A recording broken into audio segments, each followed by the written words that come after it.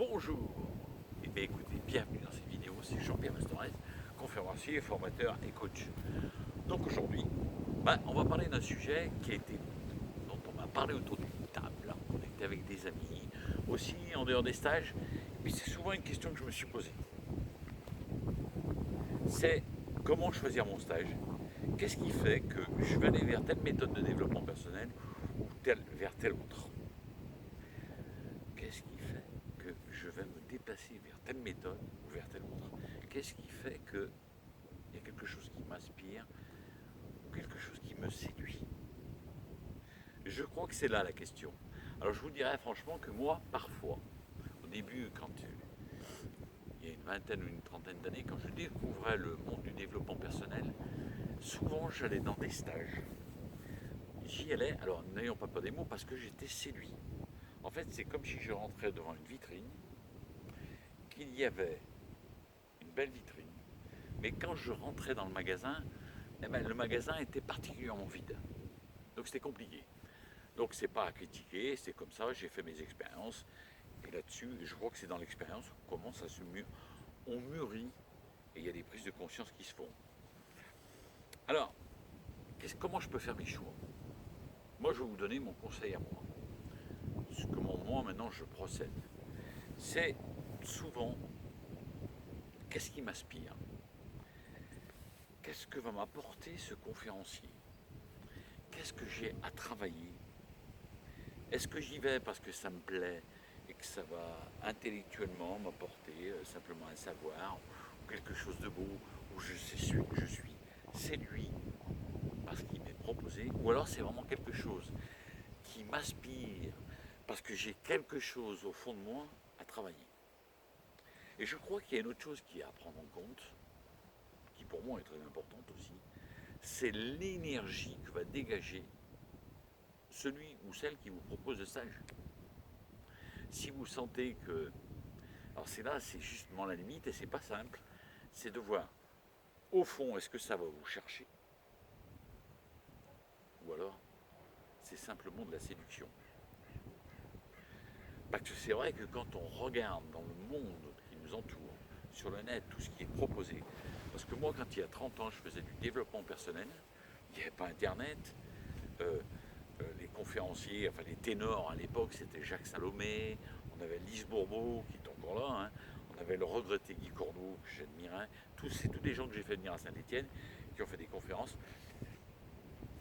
mais on n'avait pas ce multiple marché. Vous savez, comment gagner des millions, comment avoir plus de confiance en soi, comment...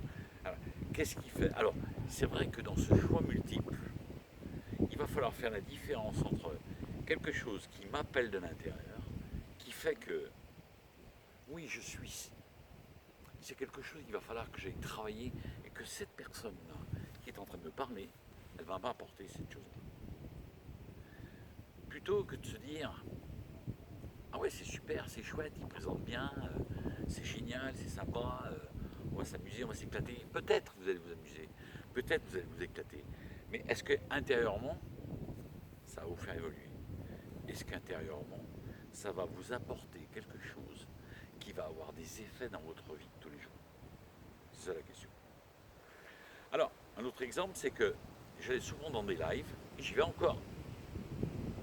Il y a des grosses concentrations, il y a 1000 personnes, il y a des conférenciers, et j'ai rien contre les conférenciers, hein, parce que moi-même j'en fais, mais je trouve qu'il y en a peut-être un moment donné, il va me dire quelque chose qui va m'inspirer. Sauf qu'avant j'y allais avec le rêve, je ressortais avec un rêve que je transportais, que je ramenais chez moi. Sauf que l'énergie que je transportais, je m'apercevais qu'il y avait beaucoup de choses qui étaient des paillettes. Cette énergie, elle n'était plus pour moi puisqu'elle s'écroulait. Et j'ai appris une chose à travers ça, c'est que c'est vraiment ce que je vais travailler à l'intérieur de moi qui va me permettre d'aller vers mes objectifs, qui va me permettre là où je vais. Et c'est pas la séduction de ce que je vois à l'extérieur qui va me permettre d'évoluer. Alors, quand même, je précise quand même que dans ces lives, on a des grosses présentations, je rencontre des gens que j'aime beaucoup partager avec eux.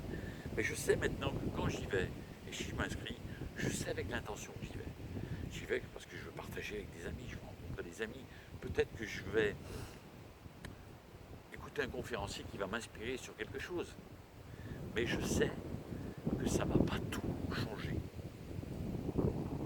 Parce que souvent, j'entends des gens qui reviennent, surtout de stage comme ça, qui ont fait des lives, des grosses concentrations, qui, je répète bien, je ne suis pas contre. Pourquoi pas? Parce qu'en plus, ça déclenche une belle énergie, il y a une grosse concentration de personnes qui sont là, qui savent s'écouter. On est tous dans cette belle énergie d'amour.